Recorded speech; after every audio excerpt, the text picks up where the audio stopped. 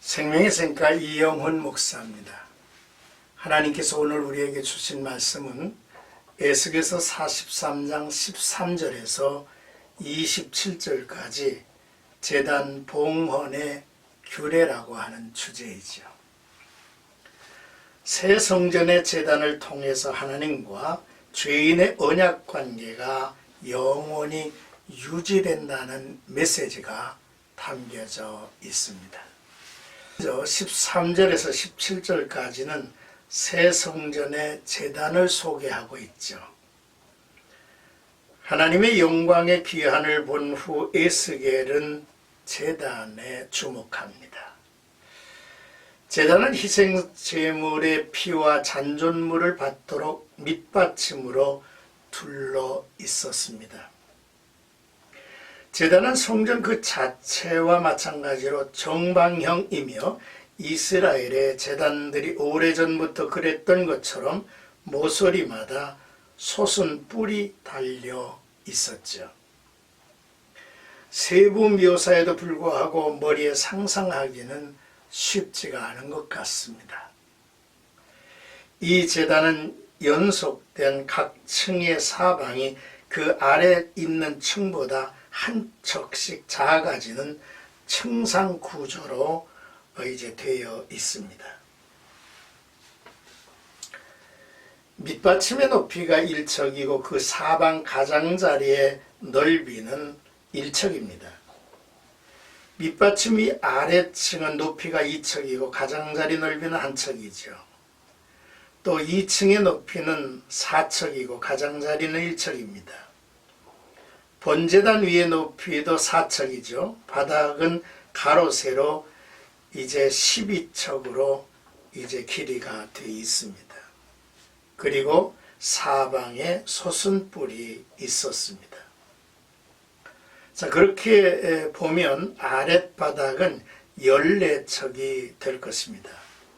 밑받침의 둘레는 가로턱이 반척, 가장자리 넓이가 1척이라고 했죠. 번제단으로 올라가는 계단은 동쪽으로 그 계단을 오르면 제단의 희생 제물을 지나서 지성소로 나아갈 방향으로 설계가 되어 있습니다. 솔로몬의 성전보다는 조금 작죠. 광야 시절의 성막 제단에 비하면 4배 정도가 클 것입니다. 모세 시대의 제단에는 층계가 허락되지 않았던 것으로 보아 이 제단은 율법보다는 새 언약에 어울리는 형태라고 말할 수가 있습니다. 에스겔의 성전의 기물들 중 제단부터 보여주는 것은 당연하죠.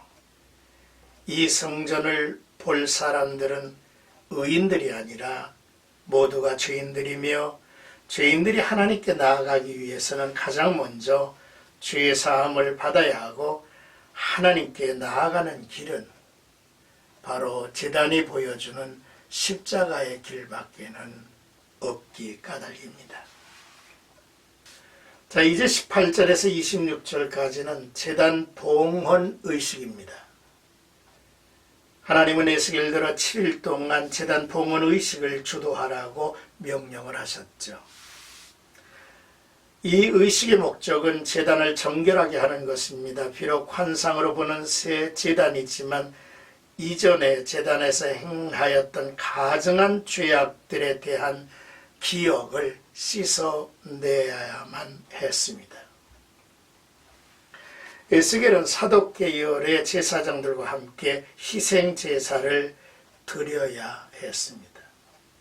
에스겔이 바벨론 포로였기 때문에 제사장 사명을 수행하지 못하였지만 비록 환상 속에서나마 제사장의 사명을 감당하는 것 같습니다. 또한 모세가 단을 정결하게 하고 봉헌했던 것처럼 에스겔은 제2의 모세의 역할을 하고 있다고 여겨집니다. 봉헌의 첫째 날에는 어린 수송아지 하나를 잡아서 속죄제물로 삼아야 했습니다. 제사장은 희생 제물이 된 어린 수송아지의 피를 가지고 번제단의 네 뿔과 아래층 네 모퉁이와 그것의 사면의 가장자리에 발라야만 했습니다. 마지막으로 제사장은 죽은 수송아지의 고기와 가죽과 뼈와 배설물 등을 성소 밖에서 남김없이 모두 불태워야 했죠.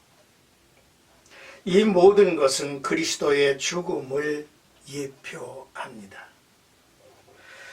둘째 날부터는 속죄제와 번제를 드렸죠. 속죄제의 희생제물로는 흠없는 숫 염소가 준비되었는데 드리는 절차는 첫째 날에 드린 것과 같습니다. 그리고 속죄제를 드린 후에는 번제가 드려졌는데 번제의 희생제물로는 흠없는 수송아지 하나와 흠없는 수양 하나가 준비되었습니다.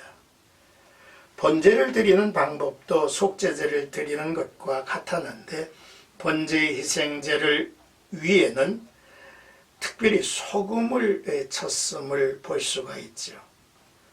소금을 뿌려 상기시키는 것은 변하지 않는 약속 새 언약의 불변성에 있는 것입니다. 이제 27절의 말씀을 보겠습니다. 너희를 즐겁게 받으리라.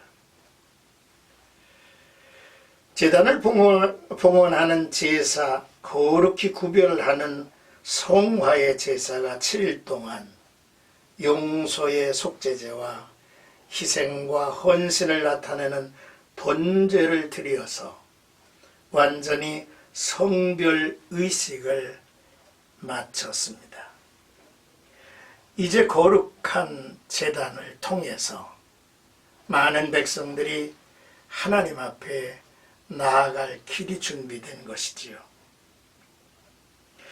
하나님은 이제 7일간의 봉헌의식이 끝난 다음날 번제와 감사제를 드리라고 명령하셨습니다. 번제는 하나님께 바치는 수직적 의미의 제사이며 감사제는 하나님 앞에서 온 백성이 함께 식사를 나누는 수평적 의미의 제사입니다. 감사제는 하나님과 교제하는 데 의미가 있습니다. 내가 너희를 즐겁게 받으리라는 말씀은 자기 백성과 교제를 언제나 기뻐하신다는 뜻이기도 하지요. 에스겔의 새 성전의 중심에 제단이 있는 것을 우리가 보지 않았습니까? 죄인이 피의 제단을 통해서만이 하나님께 나아갈 수 있기 때문에 우리는 이 제단의 모습을 주목하여야만 하는 것입니다. 히브리서 10장 19절에 보면 우리가 예수의 피를 힘입어 성소에 들어갈 담력을 얻었나니 라고 말씀을 하고 있습니다. 참으로 놀라운 일은 구약에서 매번 짐승의 피를 흘려서 하나님 앞에 제사를 드리고 또 죄인으로서 자기의 죄를 먼저 용서받고 나아가서 제사를 드려야 할 제사장들의 역할에 의존을 했습니다. 그러나 이제는 하나님의 아들 예수 그리스도께서 오셔서 짐승의 피로 하지 아니하고 자기의 피로 영원한 속죄를 이루사 단번에 지성소에 들어갔다고 했습니다. 예수의 피로 인하여 예수로 말미암아 우리는 새롭고 산 길 열린 하나님의 지성소를 향해서 부활하신 예수님과 동행하며 걸어가는 삶을 살 수 있다는 것은 놀라운 복음이요 놀라운 축복인 것입니다. 오늘도 이 제단을 바라보면서 번제와 속죄제와 속건제와 감사제를 드리면서 우리가 그리스도 안에서 영적 충만한 은총을 입고 살아가는 나와 여러분들이 되시기를 주님의 이름으로 축복합니다.